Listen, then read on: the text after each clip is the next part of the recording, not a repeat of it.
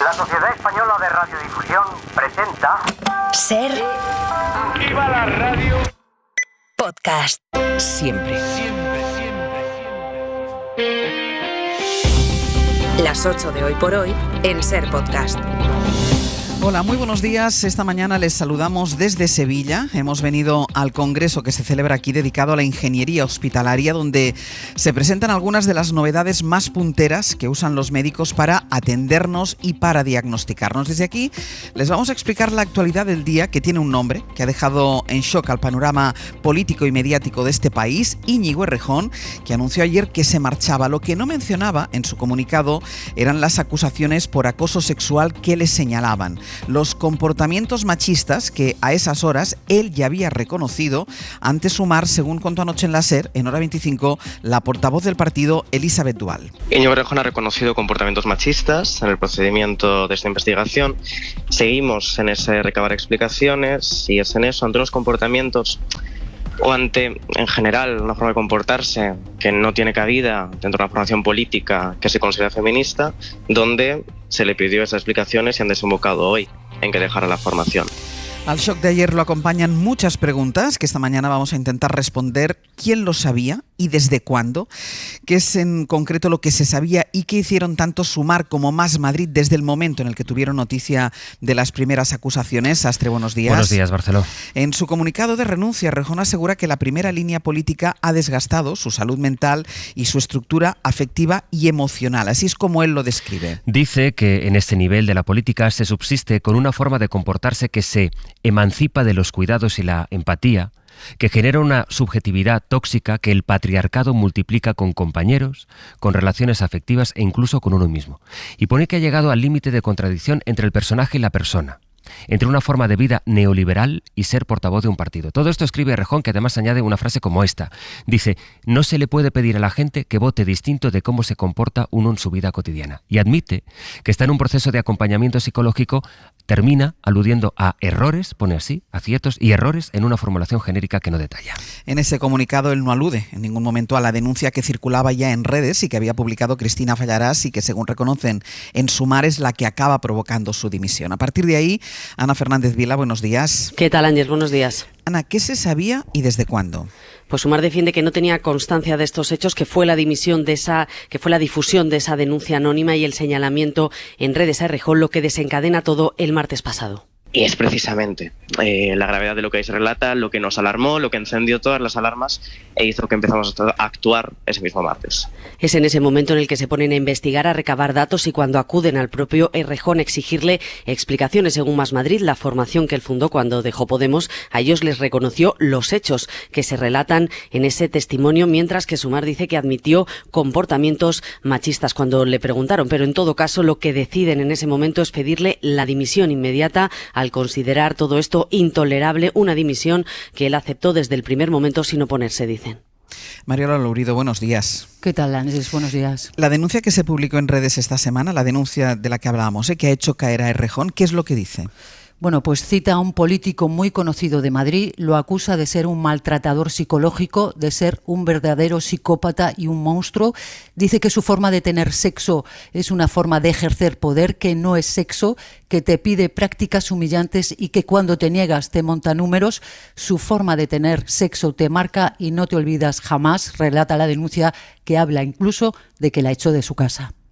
Mariola, la actriz y presentadora Elisa Mouliá ha denunciado el acoso de Errejón. Lo denunció ayer por la tarde en redes sociales, pero ella dijo que iba a presentar la denuncia ante la policía y, según dice La Sexta, esta denuncia ya la ha presentado. Sí, Elisa Mouliá denunció ayer en un tuit que fue víctima de acoso sexual por parte de Errejón. Es la primera que presenta denuncia ante la policía, lo hizo anoche, según La Sexta. Pero, Ángeles, hay otra denuncia anónima anterior, publicada en redes. En junio de 2023, una mujer aseguró que Errejón le metió mano durante una fiesta en Castellón. En un largo hilo contó además que después la llamó una amiga de Errejón, que actuó de mediadora para solucionar la situación. Le dijo que el escarnio público no era la manera más adecuada. Esa denuncia señala que la mediadora es en la actualidad una diputada de Más Madrid en la Asamblea. Ayer Aymar preguntó a Elisabeth Duval en Hora 25 por si conocían comportamientos como estos que se están describiendo ahora de Íñigo Errejón. ¿Nunca tuvieron conocimiento o sospechas de que Errejón tuviera un trato machista con las mujeres? Creo que de forma general y además en unas esferas como son la política, prácticamente todos los políticos tienen comportamientos machistas. Esto es una realidad. Otra cosa es que esos comportamientos lleguen ya a otro grado o lleguen ya a otro nivel que sea lo moralmente reprobable. Y a mí no me consta. Nunca había habido sospechas en Sumar respecto a esto. A mí, al menos en el tiempo que yo llevo en Sumar, que es desde el 23 de julio, del año pasado, 2023, en ningún momento me constó ninguna acción desde entonces que tuviera que ver con esto. Sumar dice que actuó en cuanto vio la denuncia que había publicado la periodista Cristina Fallaras, pero hay gente dentro del partido que sí admite que había señales de alerta previas. ¿Qué se decía, Ana, dentro del partido?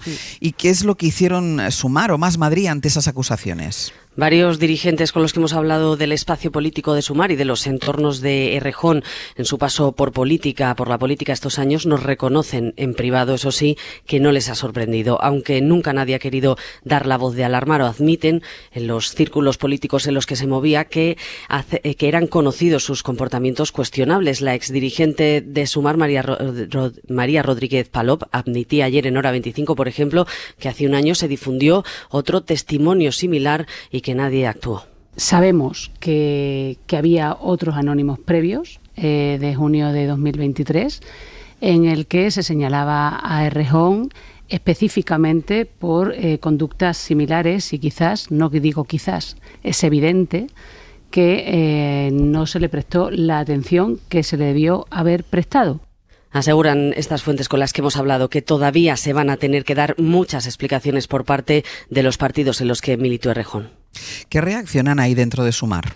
Pues en Sumar ahora mismo lo que hay sobre todo es bastante silencio, pero poco a poco lo que nos dicen es que están en shock, muy preocupados, consternados, aseguran, y sobre todo se esfuerzan en dejar claro que esto no se sabía y que en cuanto han tenido conocimiento se ha actuado con contundencia y situándose al lado de las denunciantes. Dicen y aseguran también que van a seguir alerta e investigando y de hecho no descartan que salgan más casos. Ayer ya se reunió de urgencia la ejecutiva del partido tras la dimisión de Errejón y se esperan más reuniones en las próximas horas. Guillermo Lerma, buenos días. ¿Qué tal? Buenos días, Ángels. Guille, hablemos de la dimensión política que tiene este escándalo para Sumar y para el espacio de la izquierda. Pues nadie oculta, Ángels, que la dimisión de Errejón, una de las figuras políticas más relevantes de Sumar, supone un verdadero mazazo para un proyecto que no ha terminado de despegar electoralmente desde su fundación. Cerró el último ciclo encadenando 4 derrotas en las urnas, lo que provocó la renuncia de Yolanda Díaz como líder orgánica en el mes de junio. El partido está en pleno proceso de reorganización y ahora tiene que volver a recomponerse. Errejón iba a ser, de hecho, el encargado de redactar y coordinar la tesis política que saliera de una futura asamblea del partido, en un momento además en el que la formación buscaba la manera de controlar las tensiones internas entre los partidos que conviven dentro del grupo parlamentario. Lo sucedido amaga con aumentar esas tensiones. Las formaciones deben tomar la decisión de quién sustituirá a Errejón en la portavocía del Congreso y ahí ya se anticipa una pugna porque los socios no van a aceptar una imposición de alguien de Sumar, según las fuentes consultadas por la SER. Tendrán que ser alguien de consenso, dicen. Y la otra pregunta, Guille, es ¿qué reacciones ha habido en el resto de partidos? Pues partidos como el PSOE o Podemos han querido desmarcarse de los comportamientos machistas. De una u otra forma han querido dejar claro que están al lado de las víctimas. El propio presidente del gobierno expresó ayer en redes sociales su condena a quienes atentan contra ese proyecto de igualdad que representa el gobierno de España. Dijo Pedro Sánchez todo su apoyo a las mujeres que sufren acoso y abusos, y en ese mensaje el propio presidente del gobierno quiso mostrar también toda su confianza para la vicepresidenta Yolanda Díaz y para Sumar, una organización que ha hecho y está haciendo mucho, escribió Sánchez, por el progreso de las mujeres. Fue la ministra de Igualdad, Ana Redondo, la que quiso también mostrar un mensaje de empatía hacia las víctimas. Vamos a estar siempre con las víctimas. Me consta que Sumar ha iniciado una investigación a fondo sobre esta cuestión y confiamos plenamente en que se llegue a esclarecer los hechos con total agilidad y con total transparencia, que es lo que Desde el PP Ángels piden explicaciones, señalan directamente a Yolanda Díaz. La vicesecretaria Noelia Núñez se preguntaba desde cuándo sabían estas informaciones. Parece ser que era un secreto a voces en todos los ámbitos de la izquierda. Lo sabían, lo taparon, lo consintieron. Ahora entendemos que no le hicieran ministro en su momento, pero la señora Díaz sí le premió con la portavocía de su grupo parlamentario. Deja claro la derecha que intentará desgastar políticamente al gobierno con esta situación. La izquierda, Ángels, todos los partidos mostraban ayer su impacto por las noticias conocidas. En El Abierto ampliamos toda la información y la analizamos, la información que vayamos recabando sobre este asunto. Ana Mariola Guille, hasta luego. Hasta luego. Pues es sin duda la noticia principal de este viernes, que va a tener otras muchas. Hoy, por ejemplo, Pedro Sánchez va a recibir en la Moncloa a las presidentas de Baleares y de Extremadura, ambas del PP, en su ronda de reuniones con los presidentes autonómicos. Hoy era el día en el que se hubiera reunido con Ayuso antes de que ella declinara hacerlo. Ayuso, que habló ayer de las informaciones que les hemos ido adelantando aquí en la SER sobre los gastos que el novio de la presidenta de Madrid se quiso desgravar, gastos de productos de uso personal o de unas vacaciones que compartió con ella. Pero vamos a intentar volver con el novio de Ayuso, que tenemos mucho que tapar. Lingotes, 7 ministerios implicados, tramas millonarias, rescates que se fraguaban en la mesa del presidente del gobierno. En fin, señorías, que la montaña de corrupción es tan grande que, créanme, un hilo dental no lo va a tapar. Gracias. Ayer les contamos que Hacienda abrió una inspección a Alberto González Amador porque había presentado en 2022 una declaración a devolver del impuesto de sociedades para que devolvieran 2.900 euros a su empresa. Y a partir de aquí, la agencia tributaria empezó a investigar. Y sobre el caso Koldo, ayer compareció el ministro Marlaska en la Comisión de Investigación del Senado y habló así de la imputación de ávalos que ha pedido el juez que lleva la investigación. Señoría, nunca tuve la sospecha de que pudiera estar en ningún negocio turbio.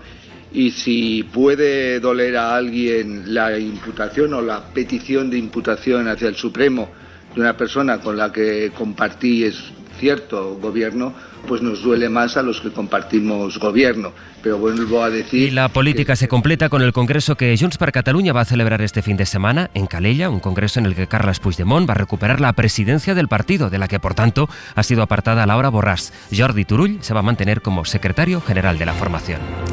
Y el tiempo, que trae lluvia y bajada de las temperaturas, Jordi. El descenso de temperaturas es lo que más vamos a notar, sobre todo porque durante las tardes, al sol, como ha pasado los últimos días, el ambiente ya no será tan agradable, tan suave, más bien lo contrario, fresco y en muchos puntos del país incluso frío. La lluvia no va a caer durante todo el viernes ni todo el fin de semana, se trata de una situación de chubascos y tormentas, es decir, que entre medio muchas pausas, incluso momentos de sol, pero cuidado porque estos chubascos, que pueden afectar a cualquier punto del país, a ratos descargarán con fuerte intensidad, y cuidado sobre todo en el Mediterráneo en la próxima madrugada, tanto en el litoral peninsular como en Baleares, ya que aquí las tormentas pueden dejar grandes cantidades de agua en poco tiempo. Hoy por hoy noticias. SER Podcast. En Estados Unidos... Esta madrugada se ha producido esta imagen, estos aplausos muy simbólicos a menos de 2 semanas de las elecciones, con la situación muy apretada en las encuestas. Primer meeting que comparte Kamala Harris con Barack Obama desde que ella es la candidata, justo después de que Harris llamara fascista a Donald Trump. Los demócratas han celebrado un acto en realidad con muchos rostros conocidos. Washington, Sara Canals. A ritmo de Bruce Springsteen. Un animado público de más de 20.000 personas no se ha querido perder el meeting que hasta ahora ha aglutinado a más estrellas, Samuel L. Jackson, Spike Lee o un enérgico Barack Obama, que se ha dedicado a criticar a Donald Trump y a destacar el contraste entre ambos candidatos. Acto seguido,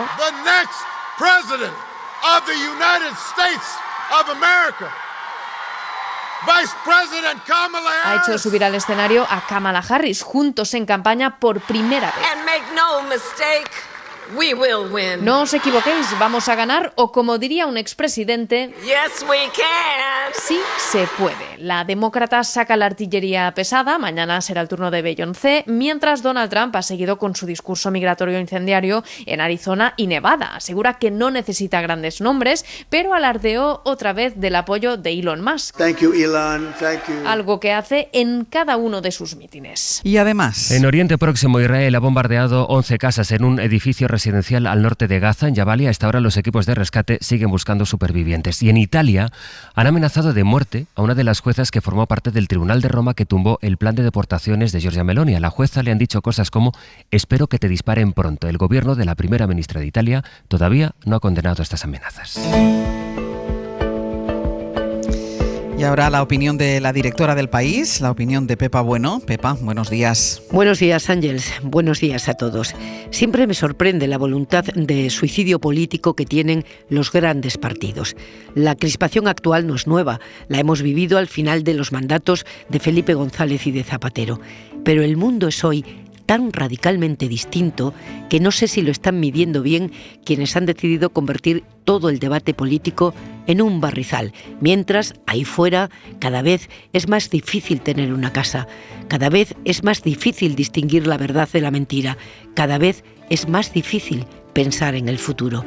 ¿Quién recogerá el voto del hastío y el cansancio ante un griterío que no habla de sus problemas?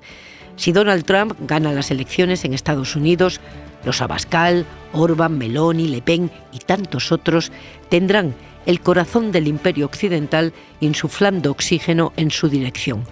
Y tendrán mucho que agradecer a quienes han creado el caldo de cultivo para que ellos coloquen su vieja y siniestra receta de orden y silencio. Y en 10 minutos el abierto. Con Cristina Monge, Javier Aroca y Carlos Navarro Antolín. Para no perderte ningún episodio, síguenos en la aplicación o la web de la SER, Podium Podcast o tu plataforma de audio favorita.